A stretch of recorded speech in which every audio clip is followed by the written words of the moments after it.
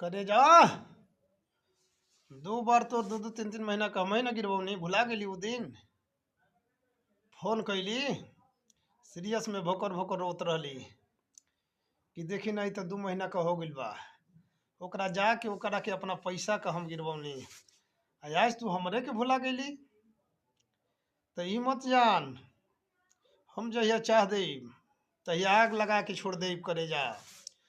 इसलिए तो के फिर संभरे के हम मौका देतनी। कहल जाला कि दिन भर का भुलाइल साँझ का घरे आ जाए, तो के भुलाइल ना कहल जाला करे जा।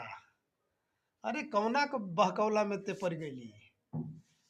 उस साला तो के का सुख दे जकरा पर तू लुभाइल बड़ी। बता, ऐसा आखिर काहे कैली?